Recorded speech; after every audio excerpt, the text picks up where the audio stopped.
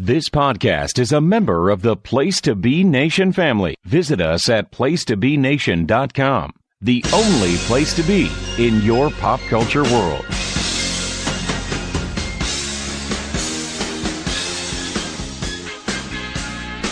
From north, south, east, and west, North America, Japan, and back again, this is your home for modern-day wrestling. With the occasional trip back in time, it's Place to Be Nation's main event. Now let's head into Studio B with your host, Scott Criscolo, and the Godfather, Nate Milton. Place to Be Nation! Welcome back to your home for everything modern-day wrestling. Here, there, and everywhere, from the Melrose Ballroom to Nashville, Tennessee. That's a big world, huh? Welcome to Place to Be Nation's main event. I am your co-host, Scott Criscolo, episode 112. And I think it's funny now since my co-host, who I will bring in a short second, had a great gag at the expense of one T-Mac. Maybe we should come up with some combinations for 11s and 12s, 1-1 and 1-2. Because he wasn't with us back in the early years when we just had episode 12. So, ladies and gentlemen, the Godfather, Nate Milton. What is going on, brother Scotty? I mean, if we're starting on 11s, being a son of the South, being a fan of all things Atlanta, I would have to go with my two current favorite number 11s, and that would be Julio Jones and your man Trae Young. Trae Young, yes. And let's see. I mean, I got some old 11s. Danny White for the Cowboys. Drew Bledsoe. Oh, boy. Isn't Kyrie Irving 11?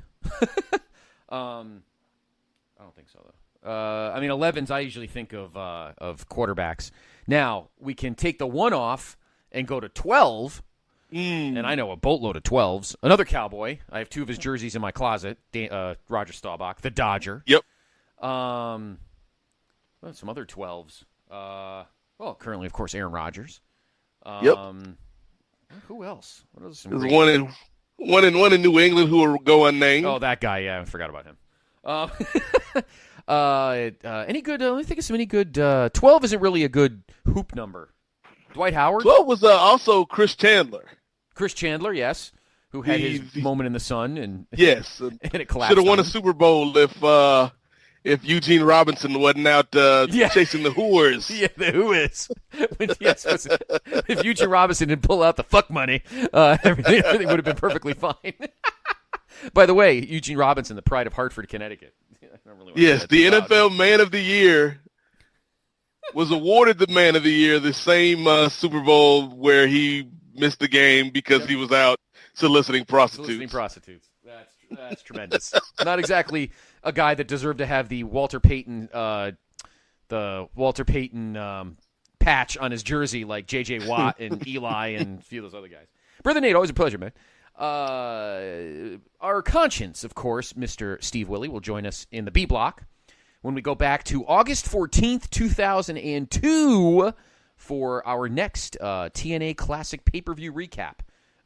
Weekly show number 9. And I know we goof, Brother Nate, about the flow of these shows, but this one actually legitimately made me mad because the show got off to a great start. And then the Russorificness, I know I just made a word up, but then again, it does have Russo in it. The Russorificness came in and almost torpedoed it. And we'll get to that with Brother Steve in the B block. Speaking of TNA, we're going to talk a lot of TNA tonight. By the way, looking ahead, because I want to remind you, Brother Nate, on our next episode 113 in 2 weeks, you're up to bat for our next New Japan Classic match pick. So I'm looking forward to our next Moose match, our next Bob Sapp match. So anyway, Brother Nate, you're on deck. You're up to the plate in 2 weeks. So look forward to that, everyone. Our next New Japan Classic match pick.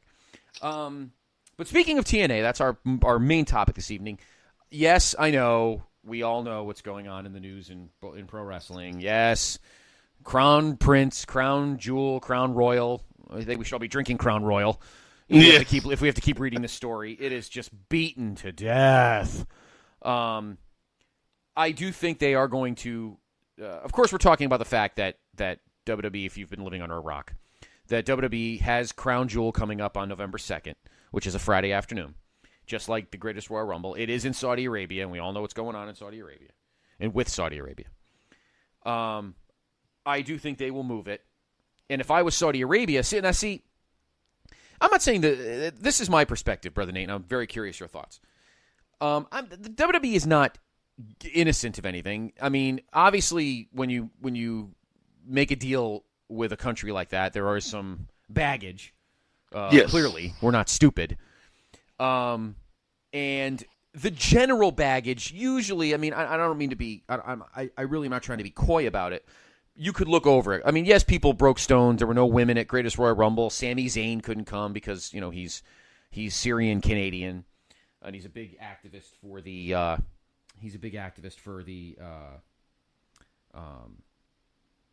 Syrian country and their independence and such. Having said that, I'd like to think that Saudi Arabia will go to WWE and say, "Look, this is probably not a good time. We'll call a audible on this. We'll put this show back on the contract, and maybe when things smooth over in the future, we'll use it. So if you want to walk away, be my guest. We're fine." Will Saudi Arabia do that? Probably not. Having said that, WWE is kind of over a barrel because the problem here, Nate, and I'm not trying to trivialize it either, but there is a business side of this and there's a moral side of this. And it seems like everyone wants to beat the moral majority over your head, but people can't figure out the fact that this isn't just like, oh, WWE will just leave and everything will be fine. There's contracts, there's big-time money here. They're kind of over a barrel here because next thing you know, we have lawsuits and all that kind of stuff. Now, having said that, I know exactly what everyone's going to say. Well, they shouldn't have made a deal with them. Well, it's easy for somebody living in their basement to pass judgment on billions of dollars of business being discussed. Now, I do think that WWE will walk away from it, and we will have Crown Jewel in like London or something. It's slated for a noon start on Friday, November 2nd. So, but I do think they will be somewhere else, whether it's another Middle Eastern country or England or something like that. I have a feeling they're going to leave, and I'm not defending Saudi Arabia's traditions or anything like that. I'm using brass tacks here. Because it's very easy for someone to say, oh, they should just leave. How can you, it's a no-brainer, but the reality of it is it's not like, I'm taking my ball and going. This isn't Steve Austin in 2002. You can't just get up and leave and think Saudi Arabia's going to go, yeah, I kind of get your point. Sorry about that. It's not going to happen. So that's just my opinion. I'm very curious your thoughts, Nate. It is dicey. And nobody wants to pass around political footballs in pro wrestling. That's the whole point of us being wrestling fans is we can get away from reality and have some fun. And it sucks that it's bled over into this and we have to talk about crap like this. I want to talk about matches, not UN ambassadors and embassies and emissaries and that kind of stuff. But I'm curious your thoughts.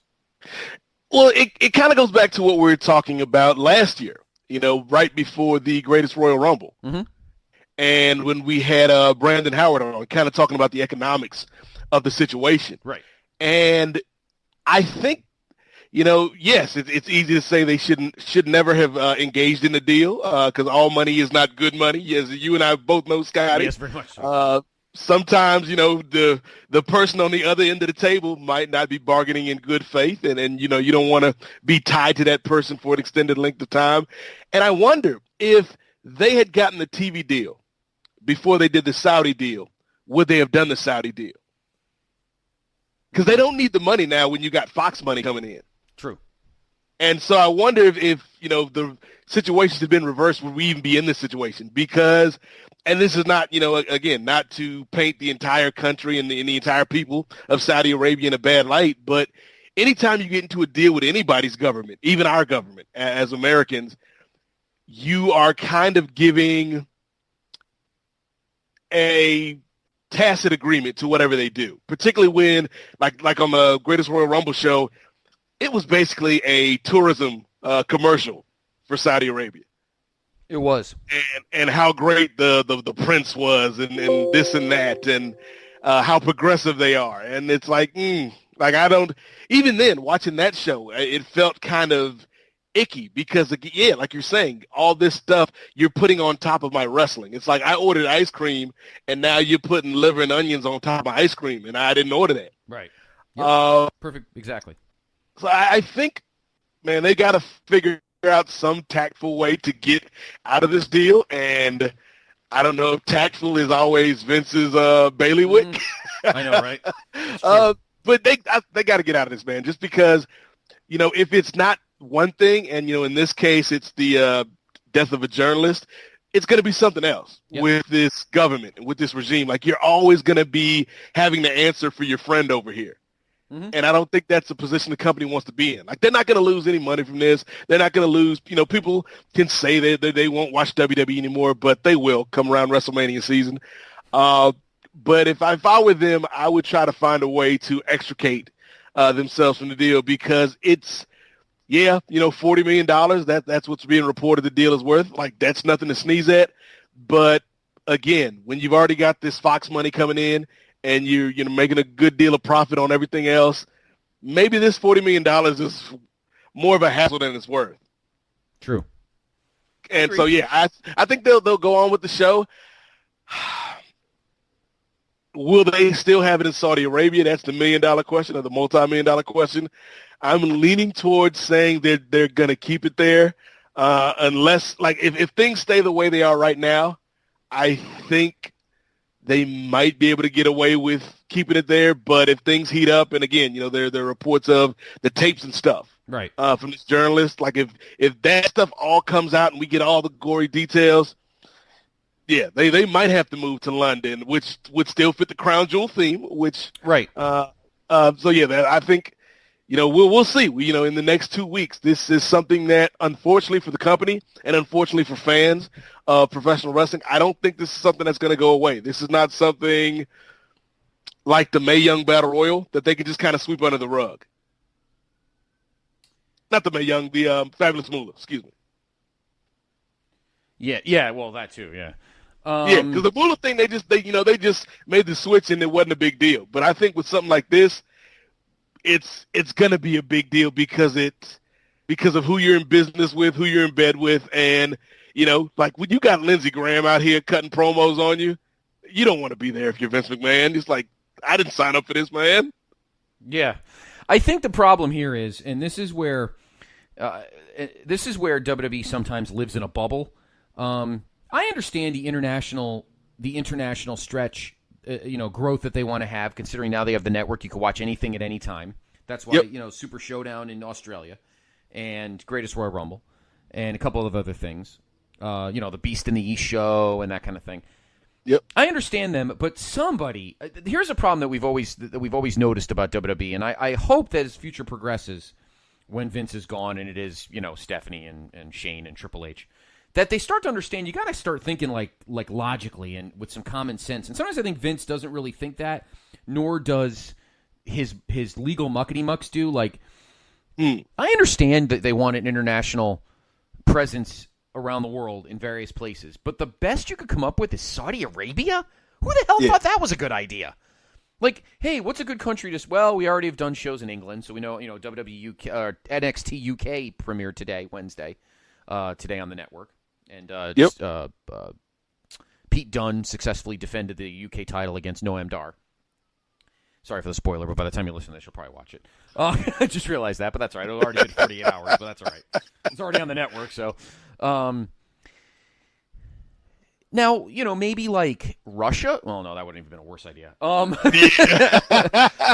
thing is, they already did a show. And, if you want to build this Middle Eastern audience, they already did a show. Where was it? Where Sasha and Ola had the match. Kuwait or Qatar or Qatar. Yes.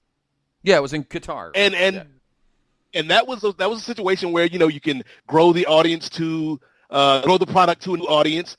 But you weren't tied to a government like they are with the Saudi deal. Yeah, that's the problem. And they could go into Japan. Yep. That's why I think working with another company would be ideal. Like I do think ultimately sometime, and I said this to a couple people at work, and this will be another discussion for another day because I'd like Steve and Chad. I want a few other guys on this question. In 5 years, when Vince is literally not doing it anymore, and it is fully Triple H and Stephanie's show, and Shane, and Marissa. We always forget Marissa. She raises the kids, but will WWE work something out with New Japan eventually? Will they just shove Ring of Honor out of the way and New Japan goes, wow, more money? Will that happen, say, in the next 5 years? And that would be an ultimate international boon for them. Like, I know they have a deal with somebody over there, but I think WWE and New Japan working together is something I think Triple H would ultimately like to do in the next 4 or 5 years. And you got plenty of other countries. India is a fine country. I know plenty of people that are from India. Fine country, big wrestling fans, big country, a lot of money in India. Well, everyone thinks India is like the movie Gandhi. It's not.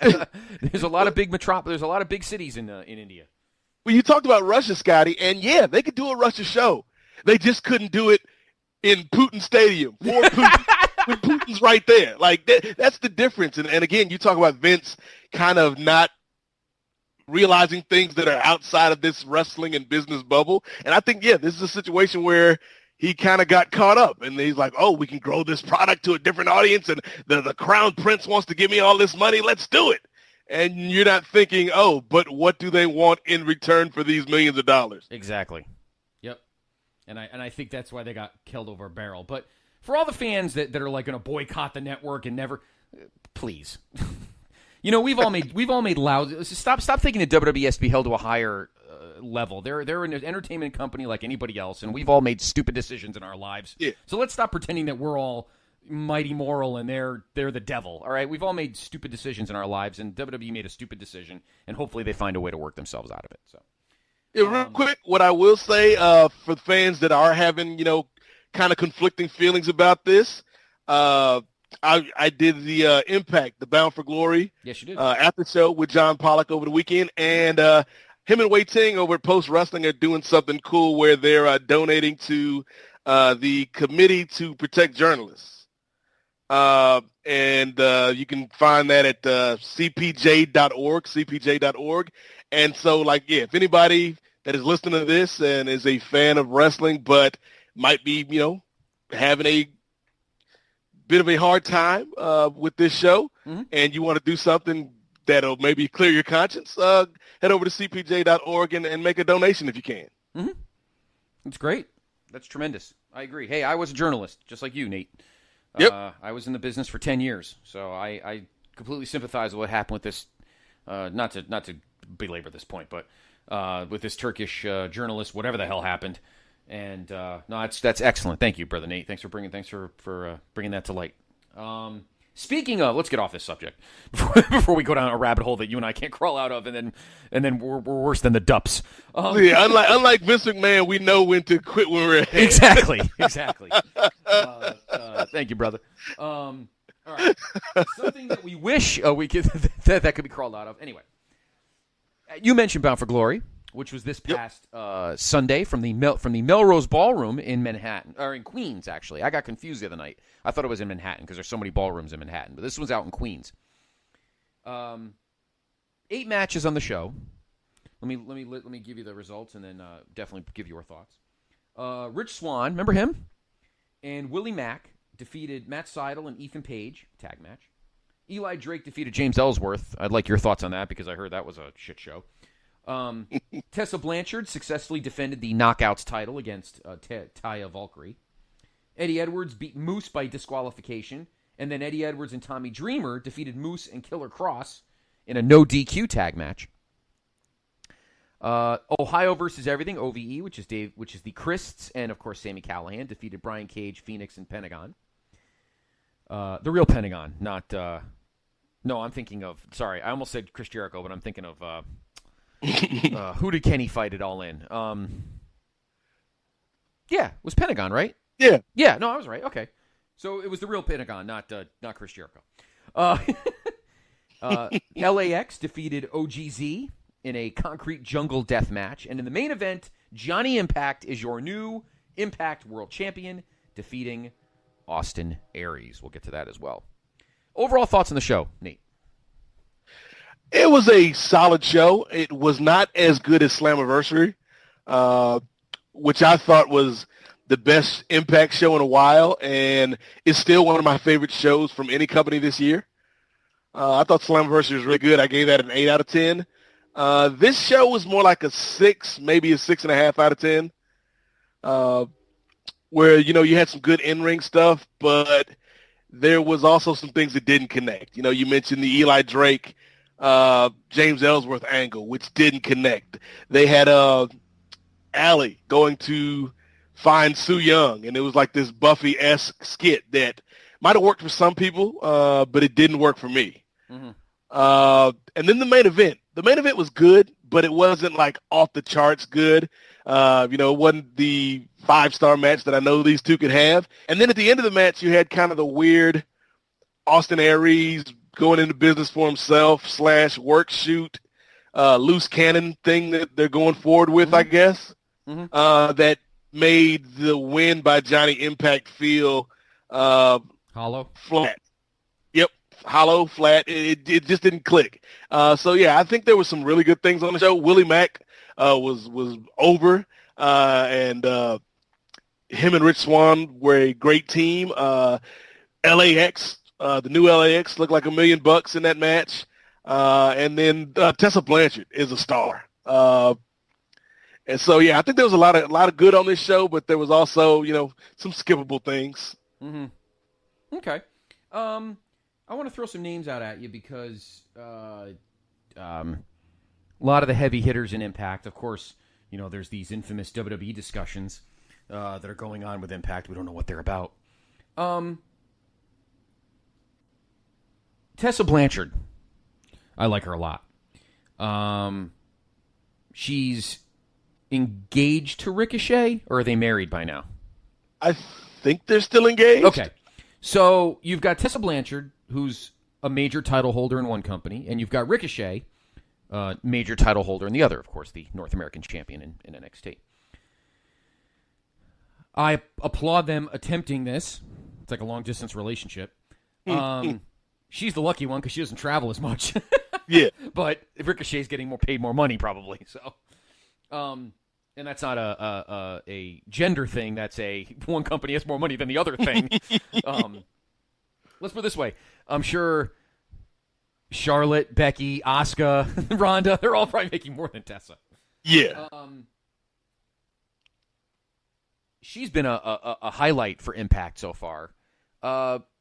How long do you think she sticks around? Do you think she's a rock solid for a while? I don't know what her contract situation is, but is she somebody that's here for the long haul, or do you think eventually the marriage, the eventual upcoming nuptials to Ricochet may lead her to go east, north? I think eventually she'll end up in the WWE. She was there for the Mae Young Classic last year, so they definitely had a look at her. They know who she is. They know what she can do. I believe, I may be mistaken, but I believe she re-upped her contract with Impact earlier this year. So I could see her staying, maybe for another good solid year with Impact because she is, as you mentioned, one of the brighter stars in the company. She's somebody that is ready-made for the WWE. Like right now, I could see her and Charlotte doing some great things together, either feuding or as a team, kind of rekindling what their fathers had.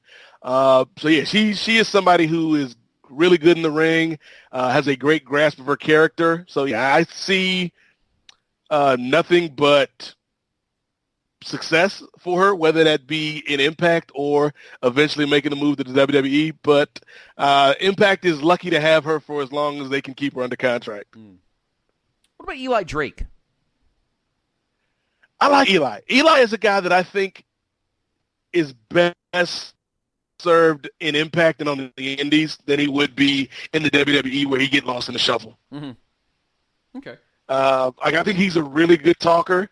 He's not the greatest wrestler in the world, but he's kind of like EC3, where EC3 was this great character who gave you just enough in the ring.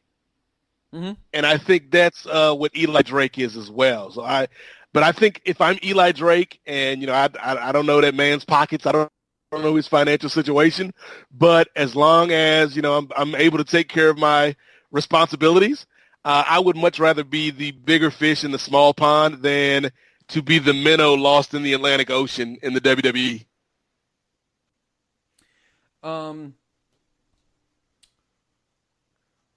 Eddie Edwards is another one like that. Now, we had, of course, Eddie is a Place to Be Nation alum. He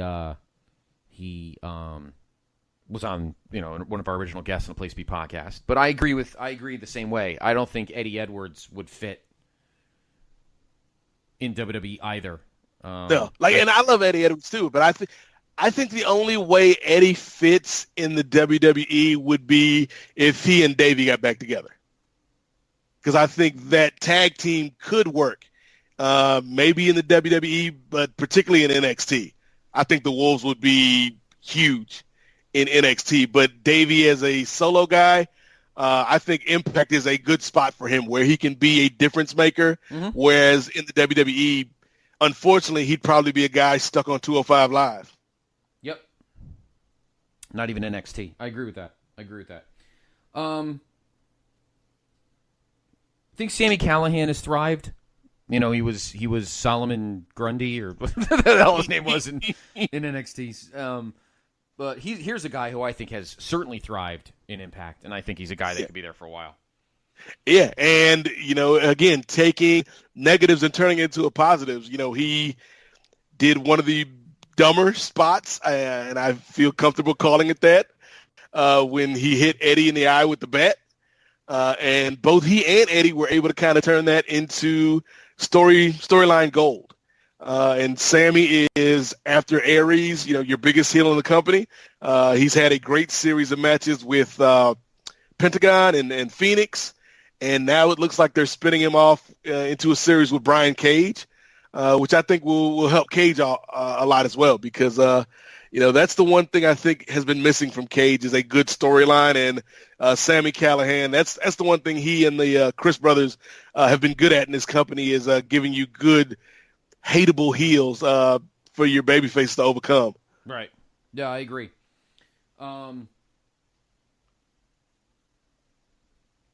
What do you think of Phoenix and Pentagon? A lot of people think that they're eventually going to be guys that maybe Rey Mysterio tries to lure into WWE, but they kind of seem to be they seem to be the kind of guys that like to kind of float around and do their own thing. I can't see them settling in one company. Yeah, and they're also the kind of guys who I think, could make more money independently than with the WWE. When you take into account the ROH or Lucha Underground or, even New Japan. I think those two guys, AAA, those two guys are guys that can get booked anywhere in the country, anywhere in the world, and they'll be over. And, Phoenix to me is the closest thing I've seen to Rey Mysterio in terms of a complete package with both the moves and being over with the crowd in a long time. We talked in our TNA segments about Amazing Red and how much I loved Amazing Red. Yep. They never quite figured out how to make Amazing Red their Rey Mysterio, but Phoenix is like Rey Mysterio without even trying to be Rey Mysterio. Right. Great point. And I like that.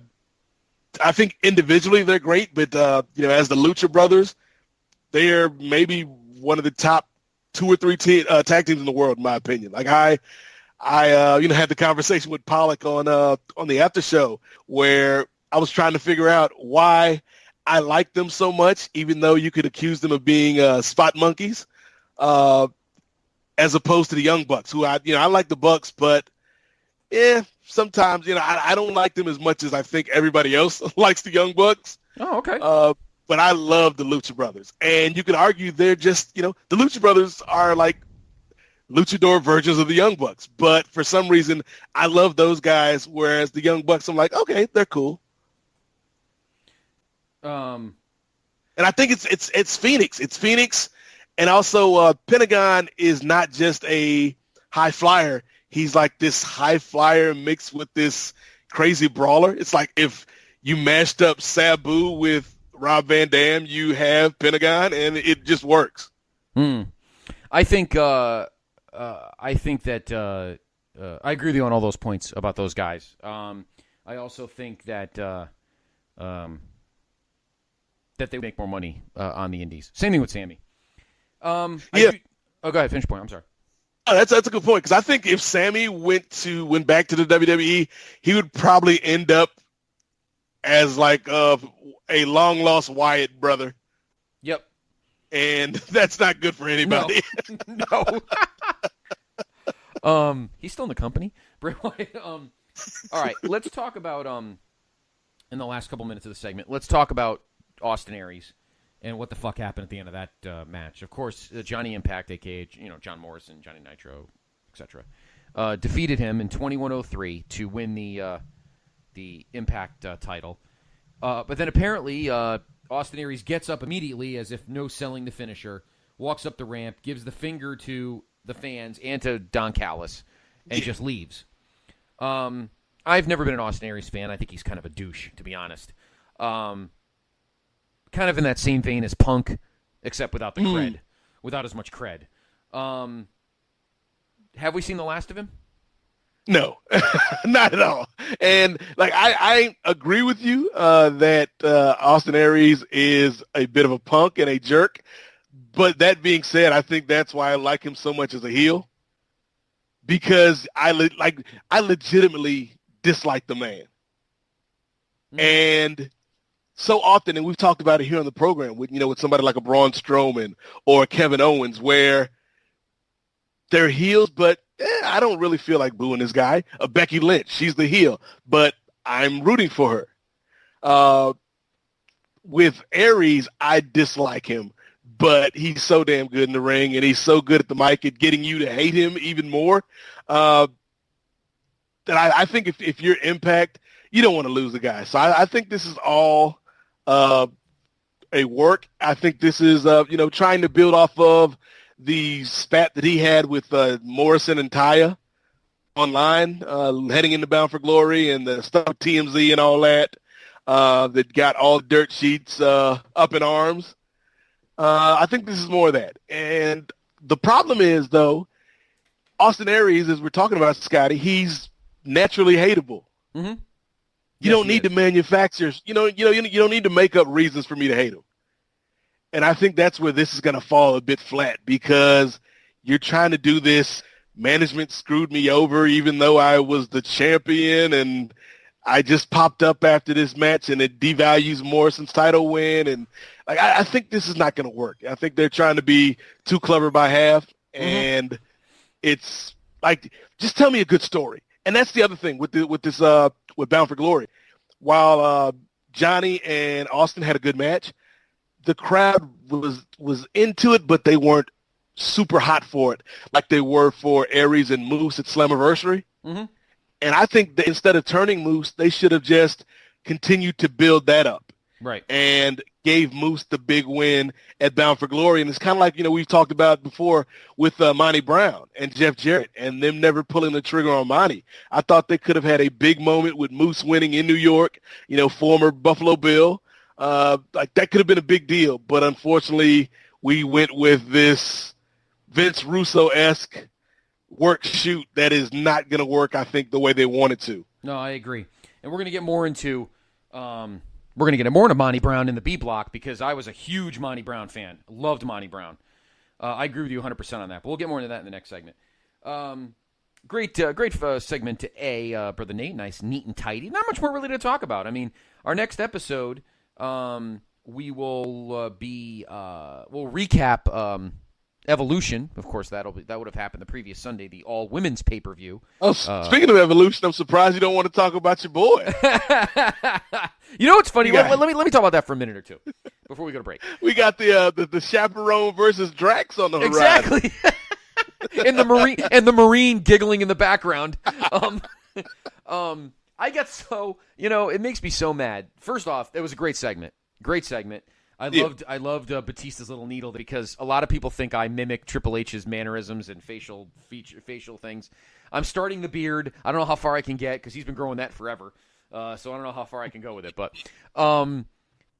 what makes me laugh is the T-shirt that they debuted, that they wore last night, is the exact same T-shirt that they had back in 2014 when they came back and feuded with the Shield. I bought that shirt, and everybody laughed at me that the shirt was ugly and was dumb looking. And last night, it's the same shirt, except it has Ric Flair on it, and now everybody says, oh, man, I got to buy that. When's that going on sale? I'm like, you guys suck. I own the same fucking shirt, except it didn't have Flair on it. And hey, your shirt doesn't have enough flair. There's not enough Flair on it, so I might have to throw out the old one and buy a new one. No, it was a good segment. I enjoyed it. Yeah, it's probably the best thing on the show. Yeah. Besides Ray and Knock. Ray and Knock was good. I didn't mind. The Edge Becky byplay. First of all, I love Edge. Yeah, that was good. I love Edge. I'll always love. I liked it better than Raw 25, but it still felt like they just tried to cram too much into one night. Yeah. Somebody in one of our chats said SmackDown may have to be 3 hours. We immediately kicked them out of chat. Like they just they hung Booker and Lawler out to dry, just sticking them in the secondary commentary table for no damn reason. Right? That's rough. That is rough. Like, why do we do that? Yeah. Tell me you did not just do that. Like, we didn't need the Vince McMahon dance break. I could have done without that. We could have cut that out. Yeah, that too. And John Cena with JBL's hair. Looked like he had a toupee on. The hair looked awful. Anyway, I thought the show was fine. It served its purpose. But Becky's awesome when she's like, I don't like myself. I love myself. I'm like, oh, God, you are so hot. Anyway, I thought it was a good show, and I thought the Evolution segment was awesome. Yeah. All right, why don't we take a break here on Main Event, Grade A Block. When we return, we'll be joined by, of course, the conscience of Place to Be Nation, Mr. Steve Wille, and we will go back to 2002 when Monty Brown was in the same position Moose was. Plus, we had some good matches and some not so good matches, which seems to be the tone of these first 9 TNA shows. Back to the Asylum. That word makes its debut tonight. Brother Nate Prescott. Brother Steve up next.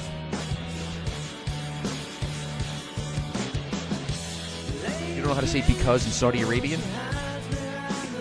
Is there such a thing?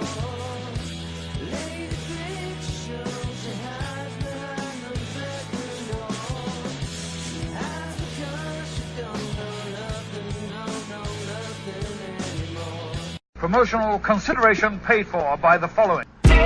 Place to Be Nation's Justin Rosero and Chad Campbell here, and we want to let you know that we have a ton of great podcasts available to you on iTunes, Stitcher, Google Play, and PlaceToBeNation.com, and we now offer them to you on 2 great feeds. On the Place to Be Nation Wrestling feed, we bring you the Mothership, the Place to Be podcast, Main Event, Survey Says, Wrestling War Zone, a Monday Night Wars podcast retrospective, No Holds Barred, Jeff Learns Wrestling, and our monthly pay-per-view reaction shows. On top of that, we're also dipping into the vault, re-releasing the entire catalog of where the big boys play for your enjoyment. And in addition to these full-length shows, we also deliver special network pod blasts on topics old and new. The Place to Be Nation Pop feed is loaded with great content, offering such tremendous shows covering the land of pop culture, such as Geek and Sassy, Talkin' Pop, the Glenn Butler Podcast Hour Spectacular, Sunday Groove, PTBN Play, Freak Out Drive-In, Songs with Friends, Looking Forward, Looking Back, and Lucha Undead, as well as a veritable podcast heaven for comics fans with the Hard Traveling Fanboys, Sellers Points, Conversation Comics, DC Post-Crisis Management, Marvel Age, and Marvel Age Masterclass, plus weekly pod blasts that cover the gamut of comic topics. The feed is also filled with insightful sports content, including the NBA team, This Week in the NFL, and more. And you can find all these current shows, plus archives of our past podcasts, including The Kevin Kelly Show, as well by subscribing to both feeds on iTunes. And while there, be sure to rate and leave feedback as well. All of these shows, plus others available at PlayStation.com. We cover pro wrestling, sports, movies, comics, in-depth stretch projects, and more. Be sure to support our site by using PlayStation.com/Amazon while doing your online shopping. And download our free PTB Vintage Vault Refresh ebooks via the links on our site. We also want to thank our friends at Boneheads Wing Bar, ProWrestlingOnly.com, and TheHistoryOfWrestling.com. Be sure to follow us on Facebook, Twitter, Instagram, and Tumblr as well. PlayStation.com, the only place to be in your pop culture world.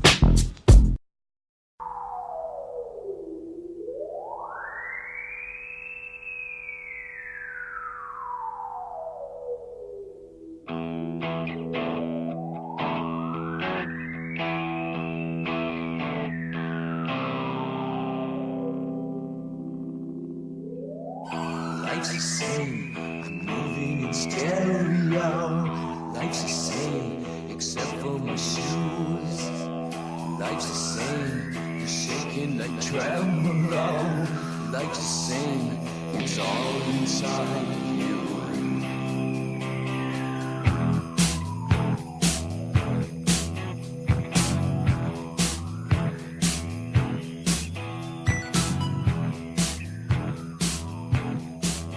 Welcome back to Place to Be Nation, the main event, episode 112, where the players dwell.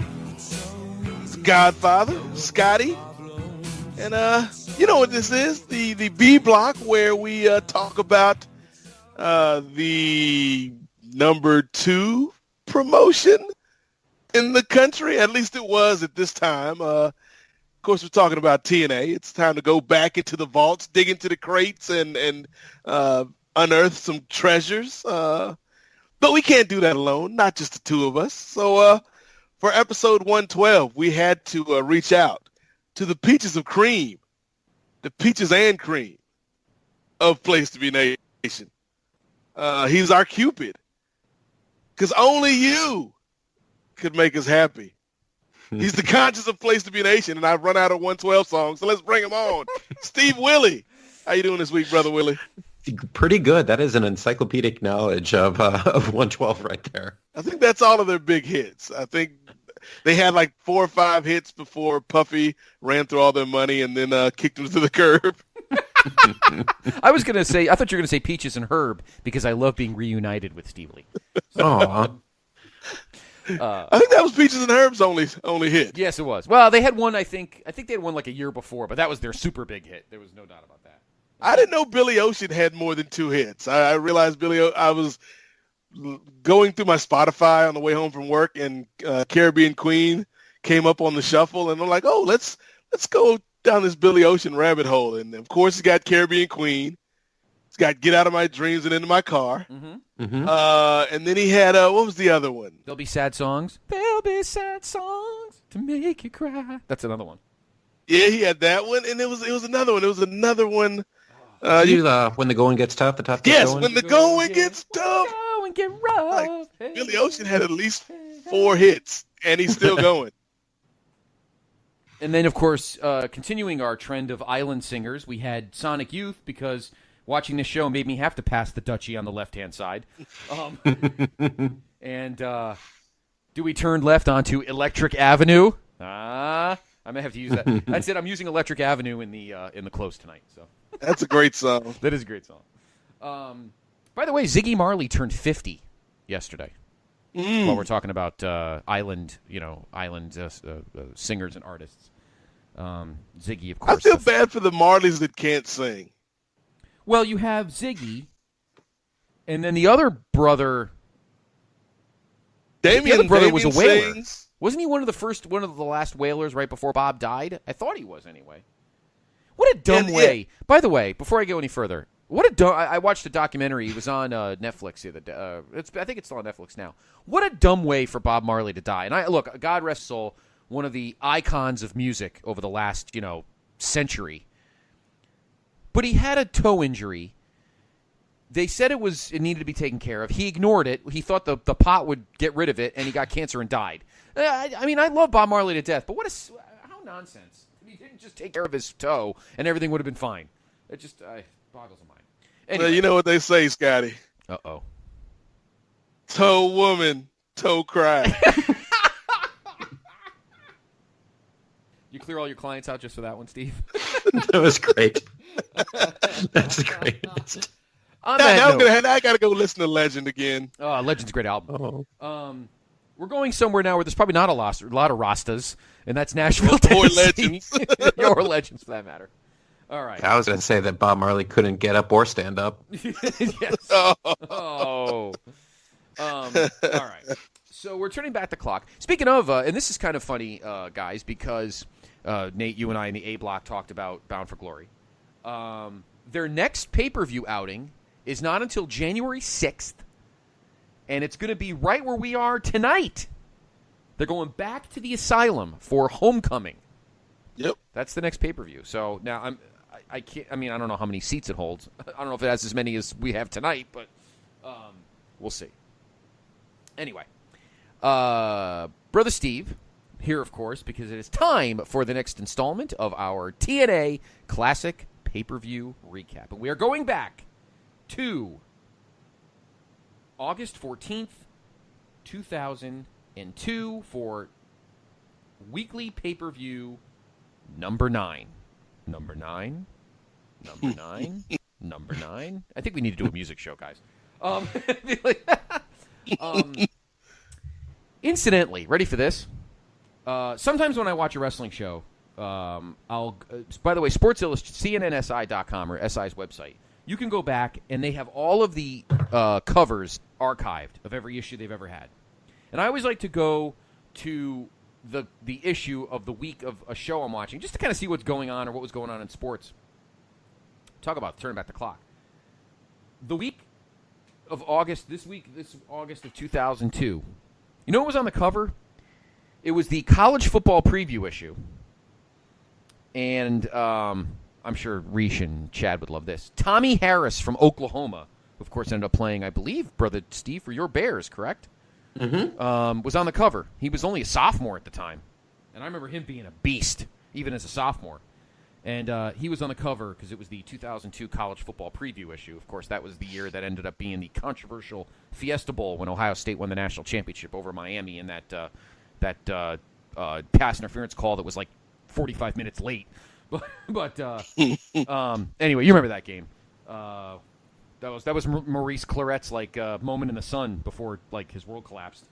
Any event, I thought I'd date ourselves from 2002. Just to recap our champions, our NWA World Champion guys. Don't forget the Truth, Ron Killings, who defeated Ken Shamrock on the last episode. Our X Division champion, also new, Low-Key. Did he win at the last show or did he win at the week before? I think he won at the week before. But Low-Key is your X Division champion. And still your tag team champions, AJ Styles and Jerry Lynn. And those two belts are actually on the line tonight. So the Fairgrounds Coliseum seating 900 for this one. And the dark match, before we get started, Brother Steve and Brother Nate, James Storm and Chris Harris, remember them? Haven't seen them in quite a few episodes. They defeated Brian Lee and David Young in the dark match. Haven't seen him in a few episodes either, David Young. I don't know. No. What was the name of his manager that we saw once or twice? Oh, what the heck was her name? Bobcat. She either was or is married to Al Snow. Oh, okay. Very interesting.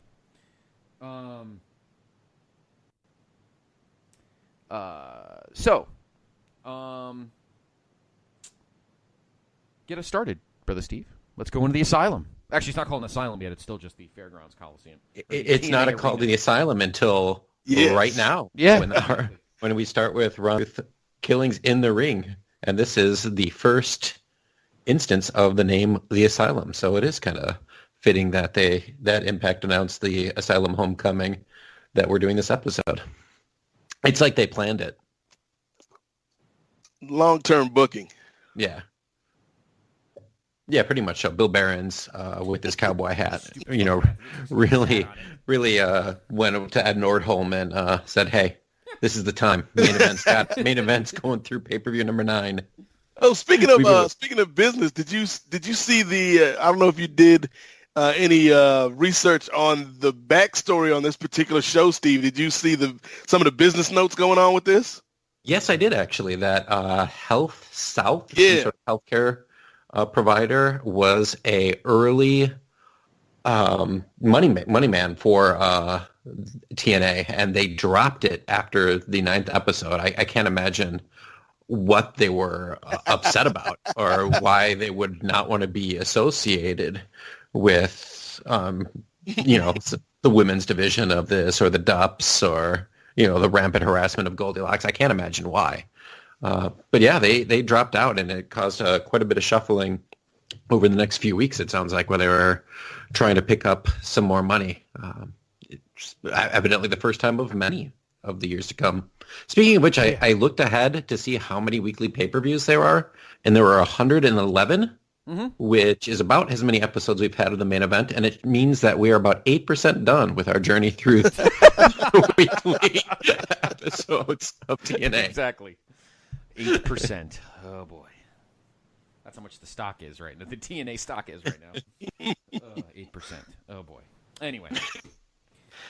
So I actually thought that this was Ron the Truth. I was going to say Williams. Ron the Truth Killing's best promo that he did, using that kind of race angle that they've been teasing since the first week. Not really teasing; it's just been right down our throat since one. The Hermie Sadler incident aside, right? And it broke it down a little bit more into terms of prejudice that I think that everyone could kind of understand, and it almost felt like a face turn. And it felt that way even more when Jeff Jarrett came out to, to argue with him. With Jeff Jarrett has been the number one heel of the show so far. So very like, is this a double turn in one promo? And as we'll see later on, like, who knows? Who knows who's the heel? I think in front of a different crowd, this would have been a double turn. Yes. Maybe. So we did have our new authority figure du jour, who was the same as the first week's authority figure, Bill Behrens, who somehow now has a cowboy hat that does not fit him at all. He looks like Bill Watts. Yeah, but like with a big hat and a small head. Yes. He's with Bob Armstrong. It was like he was trying to fake some sort of accent, like trying to play a character, but really he's just an agent in real life, so he didn't have the chops to remotely do it. They really didn't understand explain what happened to Ricky Steamboat, which is not the first person who just fell off the face of the earth on this episode. So, like, really, it's like, how many authority figures are there at this point? Including Don Harris? Yeah. 5? I think so. Like, there's Behrens, there's Armstrong, there's Don Harris, there's Ricky Steamboat. I feel like there was one more. Oh, Jackie Fargo? Yep, Jackie Fargo. Harley Race. Yeah, Harley Race was around for a couple episodes. Oh, that's funny. So after the promo, Brian Lawler comes out, and now I had no idea what was going on at this point. Brian Lawler starts yelling about Jeff Jarrett doing something and how dare he do that. And I think, was it Brian Lawler was trying to get a chair from the crowd and the fan wouldn't let him take the chair? Yeah. That was one of my favorite moments of the show. Like, usually the fan lets him use the stuff as weapons. And like, nah. And you don't need to be a part of this, Brian. You can sit this one out. Yeah. The fan was like a third of the size.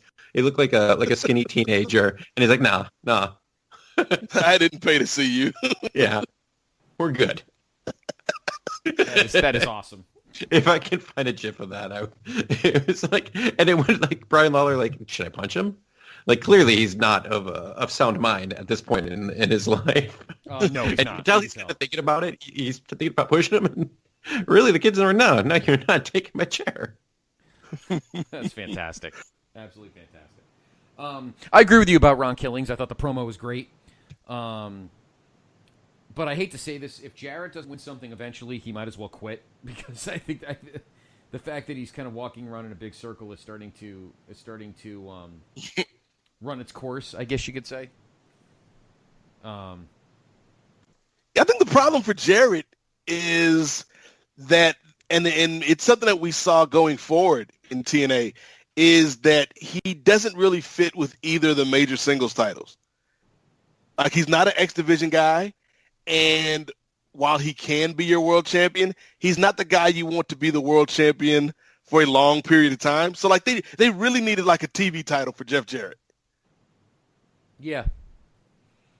He was trying so hard to put himself over as a credible world champion contender, and it just wasn't. It just wasn't happening. No. What do you think, Steve? Do you think at this point, and I hate to say this about Jeff Jarrett, but do you really think he was actually, like, almost trying too hard? He is involved at the top of every single storyline, but he tries to pigeonhole his way in it, and I don't know who. We knew that he's one of Russo's guys, but from day one, it's like trying to get himself in the Shamrock angle, trying to put himself with the authority figures. Then he's with Scott Hall, and then he's complaining about Apollo, and now he's after Ron Killings, and yeah, his motive is to get after the belt, but he makes it they make him seem like this is his life ambition when this promotion's been around for 2 months. Right. So I think eventually you're going to see some kind of something's got to give over the next few shows. Because now you've got Jarrett arguing with another heel. And again, we're seeing this weird crowd split kind of thing going on. So and then a third heel coming out to argue with those heels. Yeah, exactly. Yeah. Even more insane. Let's get to the opener, because I got a lot to say about this match. What do we got, Steve? I'm interested because you can go a lot of different routes with this match. Kid Cash, who we haven't seen very much since the opening episode. Mm-hmm. The debut of Shark Boy, who is, around with TNA forever. Yeah, he's in Impact lore, or TNA lore, really. Yeah, and at this point, I had not heard of him. I heard of him later on once they got into the Fox Sports era. I never saw him before, but I did not realize he was around for this long, mm-hmm. and basically did not change outfits or anything the whole time he was in TNA until the very end. And then Slim J, who looks just like Slim Shady. He is 17 years old. I was aware of him as a member of the group Special K in Ring of Honor, which was just a bunch of rape kids that they would throw together. Most of them were the flippiest of flippy guys that you've ever seen, except for a young Jay Lethal, who was placed in there too. And they were versus the Spanish announce team, who we've seen in recent weeks, the Maximos and Amazing Red. Who you mentioned, Nate, in the A block. Amazing Red. So here we go. A little serendipity. So yeah, what are your thoughts on this match, Scott? Because I loved it. Yeah, I have all sorts of thoughts on this too. I love this match, and it actually, I thought the flow was good. I feel like these guys knew each other very well. I get confused. The dude with the white tank top that was flipping around like a fucking psycho. Who was that? That's Slim J. That's Slim J. He was all over the place. Mm-hmm. I got those guys confused at first. I do like the tag name of Spanish Announce Team. I think that's just funny. But I thought these guys were trying their asses off, and this is the problem, the booking problem that we have so far through these first. I would say the last 4 shows have had this problem. We get a great opener or a great stretch, usually from the beginning, of in-ring talent, and this is really what TNA at the time really needed to focus on. Because you think about it, 2002 WWE, we had Rock, we had, Triple H was the new heel, Shawn was just coming back. That was really the big story in the summer of 2002 in wrestling. It wasn't these guys under the radar, and it wasn't Ring of Honor just getting started as well. It was the fact that in another couple of weeks, Shawn Michaels was wrestling his first match in 4.5 years. So I had always said all along that TNA really needed to focus on their in-ring. They just don't have the charisma, because all of the guys that were good at that outside of WWE are not in any of these promotions. So they needed to be really good in the ring. And this was a prime example of some of the guys on the roster that were really, really good. And then I'm going to vent even more when we get to the next couple of things. But what an opener, Nate, to get this show going. These 6 young studs just chucking themselves all over the place. This is how TNA needed to start every show. Yeah, I enjoyed it. It was a spot fest, but in a good kind of way. And I thought that, you mentioned the young guys. I think we got to give a shout out to the lone veteran of the crew in Kid Cash, who I thought Kid Cash did a lot to ground the match and add some substance to the sizzle. So yeah, I'm always a fan of the SAT. I really am a fan of Amazing Red, and like I said in the A block, they never quite figured out what to do with the guy, which is a shame. Because even now, he's still fairly young. Like, we could have had a decade of Amazing Red being this company's Rey Mysterio, and they botched it. But in terms of this match in particular, I thought it was a hot opener. And unfortunately, we would go immediately from the heights of this straight down the drain. Yeah. Just my thoughts really quick. If you like WCW cruiserweight type matches, like the lucha matches, this is like that at 1.5 speed. And I did agree with you, Nate. I had that down too, that like Cash would slow it down a little bit to bring it back down. What shocked me, and I don't think Impact TNA got enough credit for this. Like when we are watching NXT these days, and you have your veterans from the indie scene, but then you also have a lot of young talent. And they're like, wow, these people are 22, 23 years old. They're going to be huge stars in the future. Slim J, 17 years old. Jose Maximo was 18. Red, I think they said was 22. That's unheard of. It is. To have talent this young and for them to, take a chance on this and put it out there. Yeah, there's like no story about it. If you don't like those type of spot fests, you're going to hate this match. But as something different, if you're going to have guys that are as small as a Slim J or as an Amazing Red, this is what they should be doing. You shouldn't have put them up against, just Malice or something like that. Mm-hmm. They should be with each other and doing this style of match. Right. It was insane. I mean, honestly, the thing that's the most frustrating is what does come next, because this is where TNA has the problem is attempting to sustain some kind of consistency, because then we get this. We get the Dups, who are they're just not funny. There's nothing entertaining about them at all. Nothing entertaining about them at all. And we get another, Oh, no, wait, I'm sorry. I skipped a match. My bad. We don't get to the... they do the promo, though. They do the promo with the outhouse. Right, I had that written in my notes, just kind of blanked off the screen. It came back. All right. They do the promo in the back where they continue to, verbally and molest Goldilocks with their eyes, which is just not funny, and then they show off their fucking toilet. But anyway. Then out comes Miss TNA, Bruce.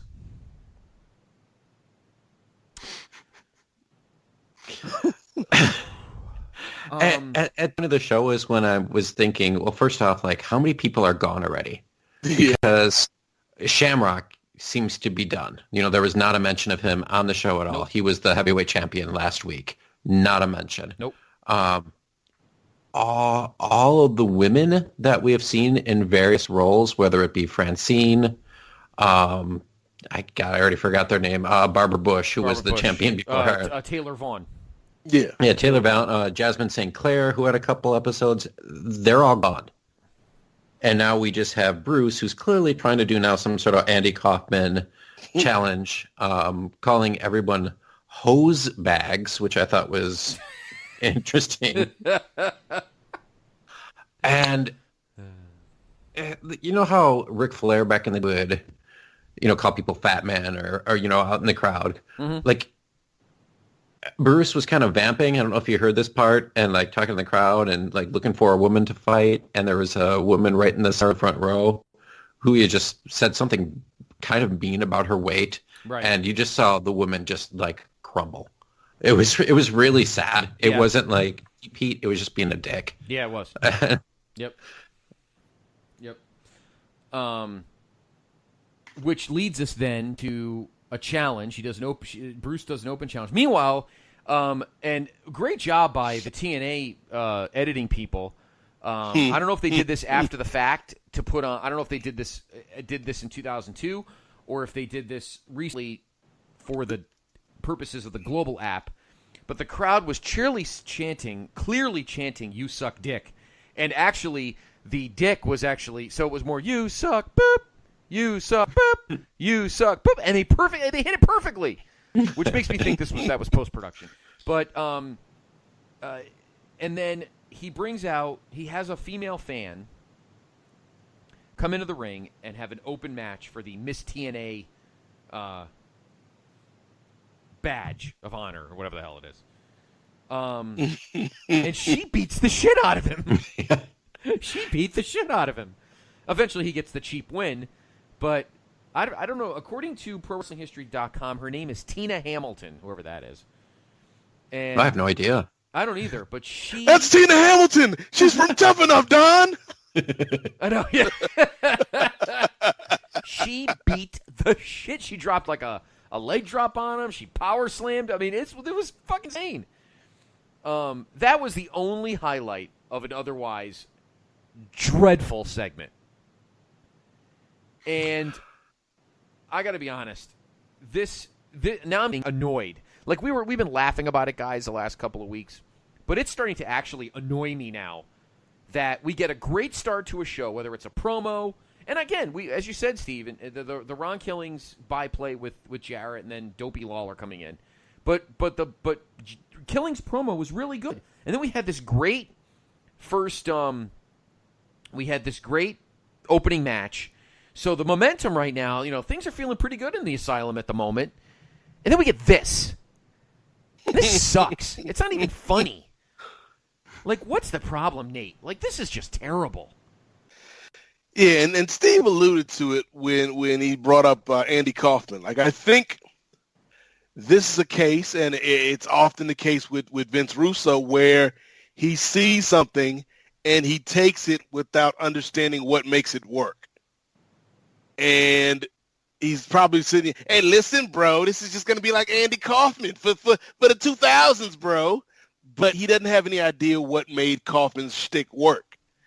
And so we get this guy out here who is offensive on like 30 different levels. He's offending everybody, whether you're straight, gay, male, female. He's offending everybody with this gimmick and this terrible wrestling. And poor Tina Hamilton, who looks like my neighbor. Why is this like that's somebody's mother or auntie? Why is she out here subjecting herself to this? And so it's a waste of time. It's a bad look for the company, which is probably again one of the reasons Health South pulled out of the deal, because they didn't want their name associated with stuff like this in the dupes. But also in terms of utilizing talent, like there's a role for Bruce on your roster. Mm-hmm.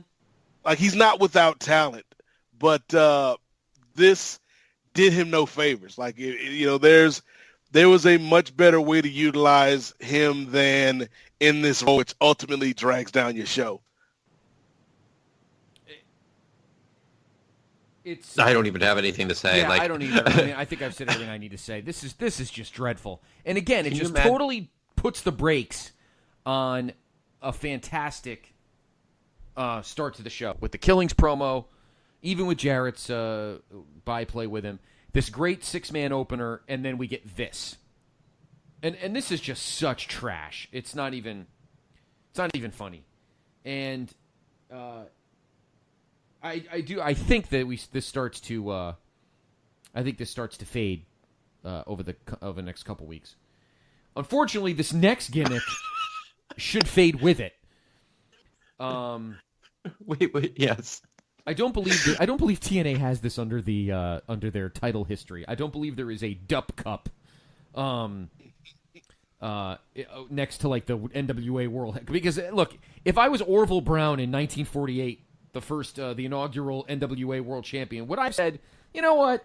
To hell with this. I want the Dup Cup. Bo Dup comes out and he challenges Teo, who's a midget, a hardcore midget. Maybe he's more hardcore than Puppet. Who knows? Puppet might be busy making breakfast. And we have the Dup Cup hardcore match, which is a point system. And what's worse is we got to listen to Ed Ferrara do play-by-play, which I'd rather stick an ice pick in my ear than have to listen to Ed Ferrara for that long. Again, not funny, not entertaining. And I know we do get, the great future Trevor Murdoch, but And this is it's just not funny. Is it supposed to be funny? Getting chased around by the ticket lady? I mean, what the fuck? It's funny to one person in the back. Yep. The guy with the Barry Bonds jersey on. With his great watch. He's going to get chased by the old lady in the fucking ticket booth. Oh, Jesus Christ. I mean, Steve, what the fuck? These people don't need you, is what they need. They need no, I don't want them. Well, and the whole lead up to this was very bizarre too, because you had Goldilocks back with Jarrett, and then Jarrett finds Bill Behrens with his, going to the bathroom with like comic clown boxer shorts on, like whoa, and then like he steps into Low-Key Jarrett. And, they're not going to do Jeff Jarrett versus Low-Key for the X Division title anytime soon. And then, jump to Bo Dup running into Teo in the back. And this is all...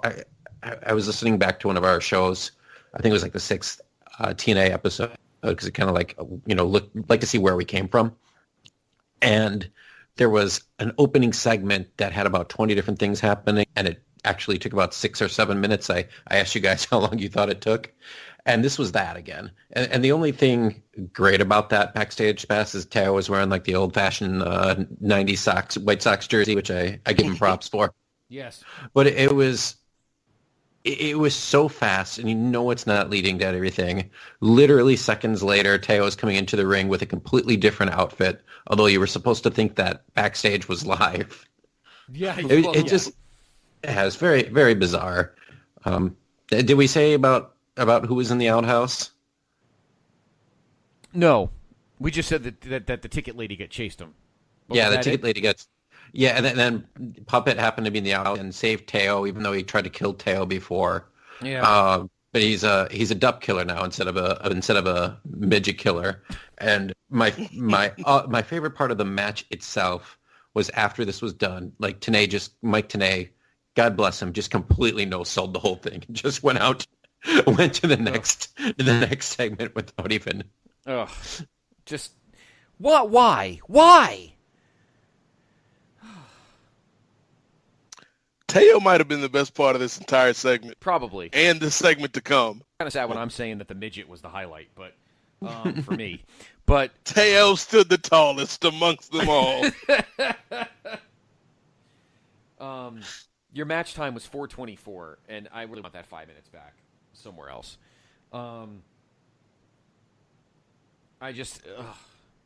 So frustrating, because again, I'm just gonna repeat it again. We got off to such a hot start with a good opening promo, and then that really good match, and then we've had about half an hour of utter garbage. And we're gonna both say, and we're gonna let everyone know that when we wrap up the show at the end, we're gonna say that a match was actually cut. Now, it was live probably at the time, but the match actually got cut from from the Global app, and we'll let you know which one that is at the end. But I wish they had cut this whole thing so we didn't have to watch it. And the crowd was not into it. It may seem like they were, but they really weren't. This was bad. Yeah, I have nothing else to say. We got to move on to better stuff. This is just I wish there was a way to, and I've looked before, to see what the buy rates were for these weekly shows. It's got to be a site somewhere. Yeah, it's got to be. Probably has it. Yeah, maybe we can reach out to Brandon Howard. Maybe he's got, has a way to look it up. Yeah, we're due to have Brandon on the the third quarter. Well, the third quarter ended a couple weeks ago, right? We're in the fourth quarter now. Yeah, we'll have to get Brandon. Maybe we'll see if we can get Brandon on the next show. And ask him about the Impact the TNA pay-per-view. Yeah, because buy rates from 2002. Yeah, because this is just. I mean, what were they? $10? I think it was $10. Yeah. This is just horrendous. It's absolutely horrendous. To have such a good start to the show and then just literally, it was about 30 minutes of just dreck. Let's move on. We're on a budget here. What do we got next, Steve? Oh, we got a review of the Elix Skipper Monty Brown feud from the last few weeks that I believe had Brian Lawler involved in it at some point, but now it no longer does. No. and we're going right into a Detroit street fight because, of course, they're in Nashville. So when in Nashville, have a Detroit street fight. Yes.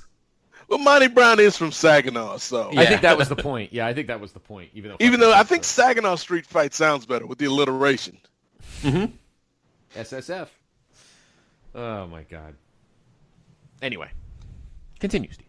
Yeah, and this match was sponsored by Tommy Hilfiger. If you notice, both of their jeans were. Yes. This is the time for Tommy Hilfiger. And Monty Brown has his, Monty Brown knows what he's doing. Right. He is ahead of his time. Like, you know what? I want to turn from a football player to a wrestler. I'm gonna wear the most gaudy tiger tiger print shirt I can find.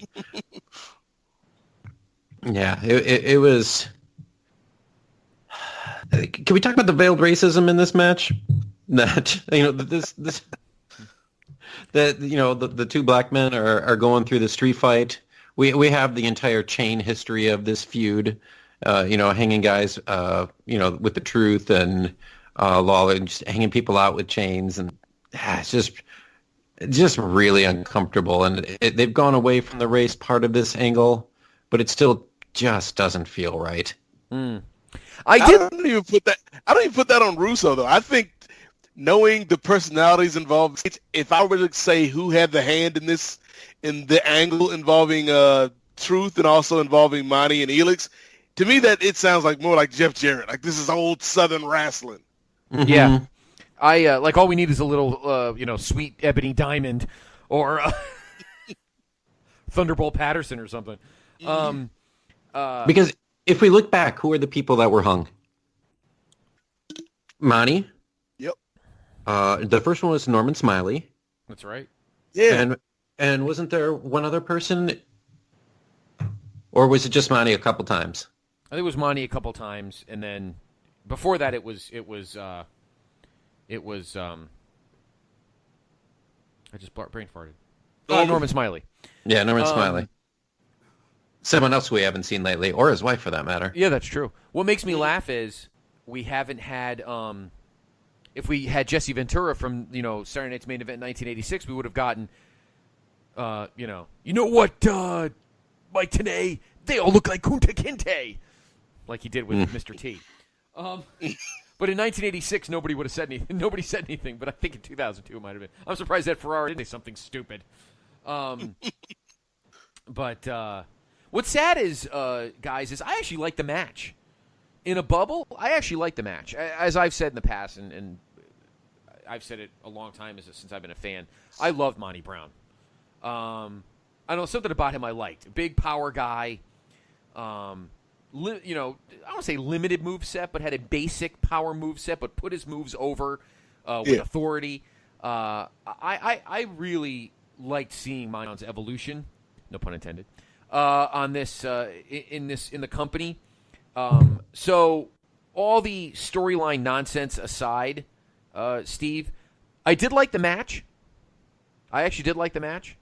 I thought it was good and violent. I thought Elix took some good bumps and then got crushed on the garbage can for the win for Monty. Did you find the match itself entertaining, or just did the rest of it annoy you to the point where it didn't matter?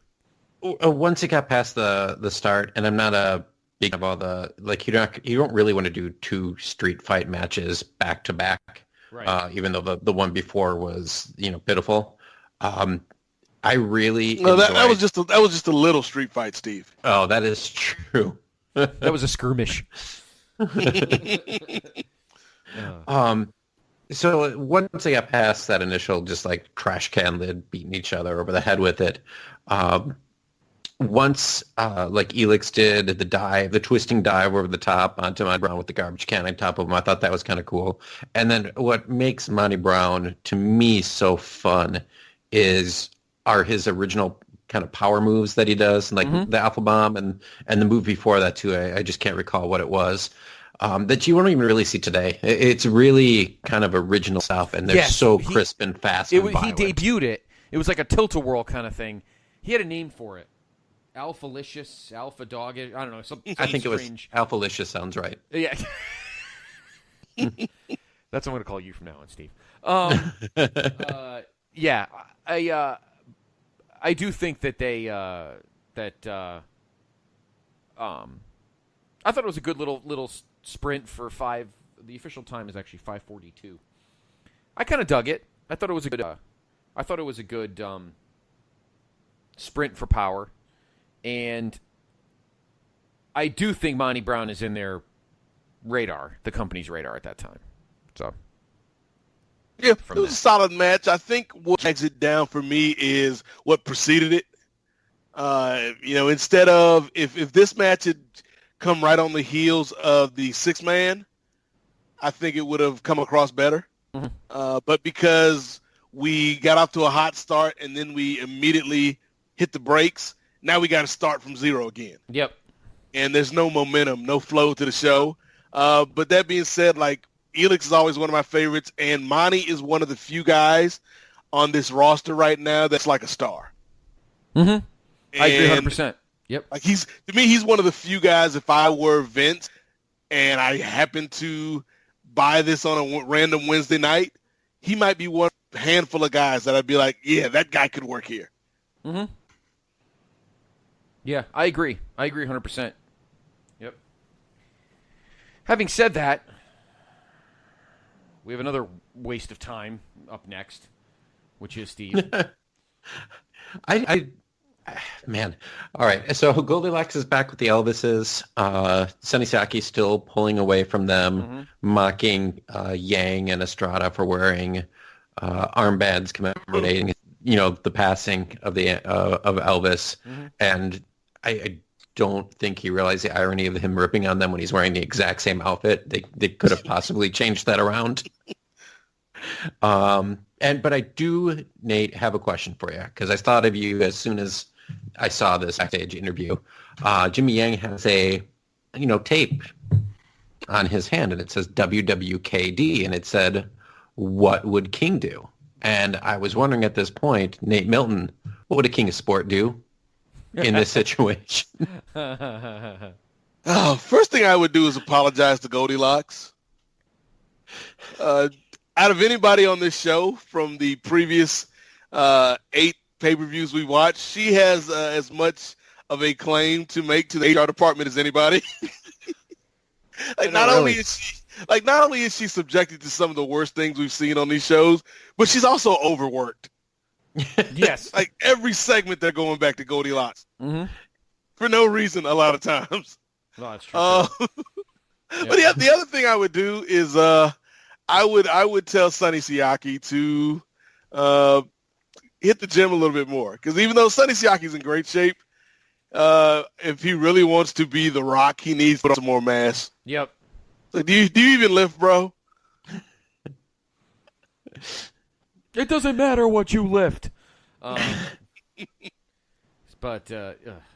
I just realized that we had our next match before the next thing that was going to annoy me. I thought the interview segment was next. That interview segment with the Elvises was strange, but not like I was thinking of the other interview segment. But that's after this match. Oh, we okay. actually have I know what you're saying. Yeah, we actually have our first of 2 title matches here.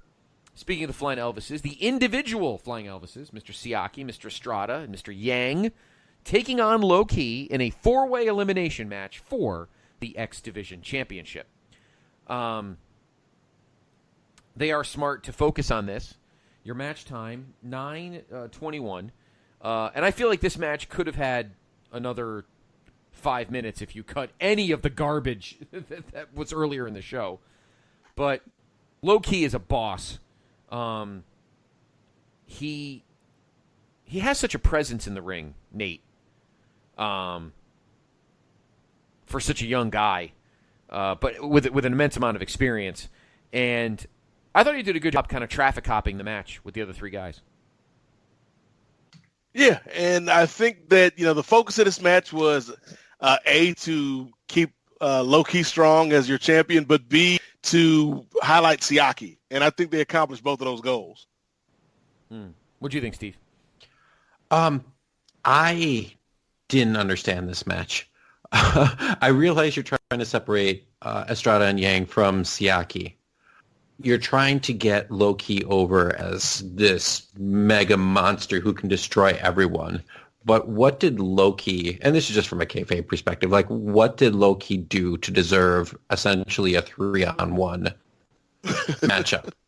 Like it was never said. Like there was never been problems with Loki. And it's like, okay, you've been in like 4-way matches and 6-way matches before, but not when it's essentially 3-on-1. Mm-hmm. So it didn't. It just didn't make much sense. And then Loki was smart though, because he knew he was taking on a tag team, and tag teams in the company never get along. Right, exactly. Every single one breaks up. Yeah, it's true in some capacity. That's true. And I wanted to give a shout out to Don West because I thought he was a pro in this match, which is not something we've ever said about the announced teams in TNA. But when Estrada was it Yang gave Estrada the Boston Crab, or that they botched up? Well, basically, Estrada got eliminated with the Boston Crab, but it was Yang. It was Yang, yeah. Yeah. Yep. Yang went to lean back on it, and they just, like, I think Sonny Siaki was so soaking wet, leaving puddles around the ring, that they probably slipped on one of the Siaki's puddles. And, Estrada, they just kind of fell over the ground, and the ref rang the bell anyways and eliminated him. And Don West said, it must have just been that Yang pulled back so far that Estrada felt the pull and just had to give up because he knew his back was going to just go. And they showed a replay, I think, and he even said it again. So you had Tenay in there who's a pro at calling wrestling, and he couldn't figure out what to do. Ed Ferraro was, he was horrible on this show.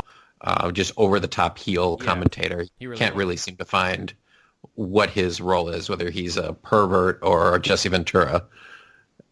So shout out to Don West on that. But yeah, low-key uses their tag team falling apart against him to get the win. Siaki cost Yang the match, and then Yang cost Siaki the match later on. And Jimmy Yang was getting over with the crowd, I thought, more than Siaki. I thought so too. No, I agree with that. But yeah, good match. Again, low-key. Yeah, some of the creative priorities don't seem to be in the right place. I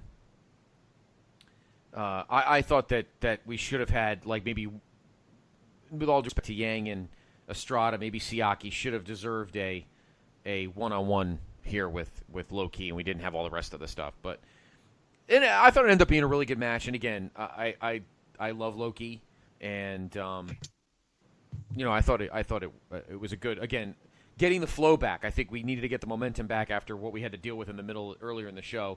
And, of course, now the momentum's once again going to be ground to a halt.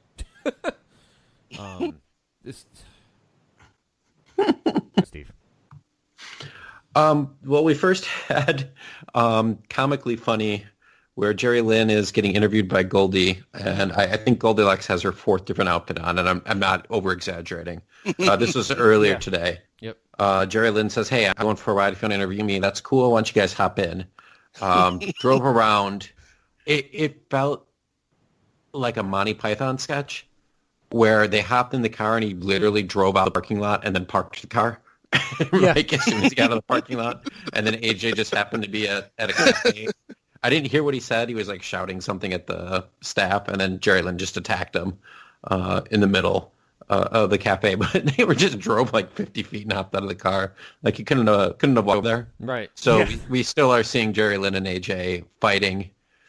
This was kind of heelish of Jerry Lynn to do, even though he's been presented as the face the last 2 weeks. So we'll see what happens later on when Lynn and AJ defend the titles against Truth and Jeff Jarrett, two wacky tag teams placed together. In our next segment, there was no reason for it. It had nothing to do with wrestling. Nope. So they found another celebrity that was willing to go on, and that was one of the Baldwin brothers, Dean Baldwin, who I didn't know was an actual Baldwin brother until Steve Willie. This is worse than another Baldwin brother. This guy was like Baldwin brother impersonator. Oh, I thought, like, I've never heard of Dean Baldwin before. Yeah, he was I don't know if it's his professional job, but he's a Baldwin brother impersonator. wow. So I was like, man, I really haven't heard of Dean Baldwin before. And then he comes out, and I'm like, well, he looks like a Baldwin brother. He's got the face. Like this man makes a living impersonating a Baldwin brother who doesn't exist. You want to talk about an inside joke in TNA? You want to hear something really sad? You know who was one of you know what at the time TNA employee wrestled under the name Dean Baldwin? No. Shark Boy wrestled under the name Dean Baldwin. I just typed in Dean Baldwin and Shark Boy came up. Wow. So a riff on this episode or something. Or something. Dean Baldwin. Yeah, what? Oh, my God. Like, that's a makes it clever even joke worse. in The Office, but it should have never gotten to TV. Mm-hmm. Can you imagine Really paying $9.95 for this show? I would have paid for about the $6 of it that was good. Mm-hmm. And they could have kept the $4 of shit, which is pretty much what the rest of it cost. Why is Disco even there? Like, why is he even there? And we didn't even get to see Paulina from Tough Enough. Yeah, No. honestly, I was more looking forward to seeing Paulina Thomas from Tough Enough. Instead, we saw Tina Hamilton Tough Enough. I would have rather seen Paulina Thomas versus Tina Hamilton than at least two of the matches on this show. Yes, versus Taylor Vaughn. Oh my God. All right, let's get to the main event. Because earlier in the sorry. Yeah, we did see real quick, like Brian Lawler just came out and shouted Again, about Jeff looking Jarrett. completely bloated and geeked. So God only knows what's going on back there. Was George Zahorian working for Impact? Didn't we have yet another Dup segment? Yes. Yes. And she interviewed him Bo again. Dup was muttering. Because he hates And midgets. Stand Up was the one who was muttering in the background. he You couldn't hates understand midgets. a word he was saying. And then Bo Dup was confused and didn't know what to do or something. I had no idea. Legitimately had no idea what was going on in this segment. No. It was something about Stand Up not liking midgets, which I can relate. And he's sitting there behind, guardrails and stuff, mumbling. It was a mess. It was a fucking mess. They don't even plan them right. Like, I don't know. Do they even rehearse?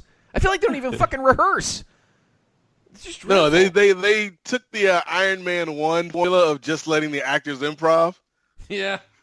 and this is what we get. Yep. Not exactly Terrence Howard or RD, but good grief. Yeah, so main event you were saying. Yeah, so Our let's main just get to event. the main event before we lose it again. Now, this match was put together, forced by Bill Behrens. He forced this on Jeff Jarrett and Ron Killings. They have to work together now because they actually have a title shot here. They have a shot at the NWA tag team, the NWA/TNA tag team championships. Of course, the champions, as you just mentioned, Steve, still AJ Styles and Jerry Lynn.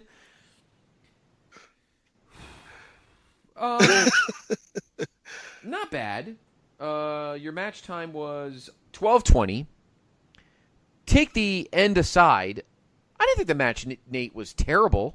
I thought it was okay. No, I think with the caliber of people that you have in the ring, going to get a terrible match. It wasn't, some Dave Meltzer classic, but they didn't embarrass themselves. The problem is the story around it is just nonsensical. When you've got these two teams, neither one of them get along. The champions, we had one half of the champion go out and attack the other earlier in the day. Yep. And then, we get this stuff post-match with Bob Armstrong, who is the authority figure, even though I thought it was Bill Behrens tonight. Right. Yeah. But then Bill Behrens came out at the end and whispered something in his ear. And the double pin, Jerry Lynn actually at some point got a visual pin on Ron Killings after giving him the cradle. So are we setting up Jerry Lynn for a future world title shot? They should be, based on the way that match went, which I wouldn't mind seeing Jerry Lynn versus Ron Killings, to be honest. Me too. Yeah, so there was one of those dual counts where the referee got nailed, another referee came out, and Lynn was on top, or AJ was on top of Killings, and Jarrett was on top of Lynn. I didn't even see how that happened. And so immediately after the double pin, immediately Armstrong is out, and somehow knew this was going to happen because within about 60 seconds of the bell ringing, made a pronouncement of what was going to happen. Mm-hmm. And yep. Basically the tag titles are held up. I don't know why they were held up. Just because there was a double pin, you think there'd be a rematch and the champs would retain. Right. And then they just start throwing out a bunch of matches for next week instantaneous. Yeah, Don West gets up and just fires off like 7 matches in a row or something. It was crazy. Jerry Lynn and AJ challenge each other to, one says, I want no disqualification, I want a false count anywhere. And they're like, fine, we'll do 2 out of 3, and the third one will be NWA's choice. And the NWA says there will be an Iron Man match for 10 minutes. It's like, how did that happen? And how is an Iron Man match 10 minutes? Not really. It's more like a moderate jog. Oh, my God.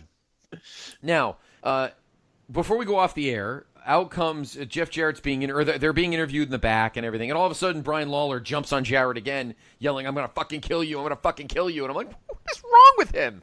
It's like he's on some kind of like speedball or something. Hell, Marty Jannetty? Oh, my God. So, Steve, you and I both noticed today that the runtime of the show seemed a little short, and then also when it went to ProWrestlingHistory.com, we lost a match. Guys, we didn't get to see for the, third pay-per-view in a row, the ongoing war, the blood feud between Malice and Don Harris. This was a last man standing match. And it was cut from the show. Because we needed to see Bruce and Tina Hamilton from Tough Enough. And we lose Malice. I honestly would rather have seen Malice and Don Harris in a last man standing match, speaking of racial overtones, than I would have this Duck Cup nonsense. Do we have any idea why this was cut? No, I don't know. I have no clue. It's funny you said that because we were talking about run times, and for the first 8 shows, when I've looked at the global app, it's like about 148 is the run time. Mm-hmm. That match is 7:05. And the runtime of the show today on the global app was like 140. So it actually kind of makes sense. Because at one point, they have a clip of Don Harris standing at a door all out of breath, and then we move on to the next thing. Like, the editing job was abysmal. So I don't know what made them cut that match out. Maybe somebody, if you're listening and you have an idea, hit us up on the Main Event Facebook page and let us know if you know why the match was cut from the global app.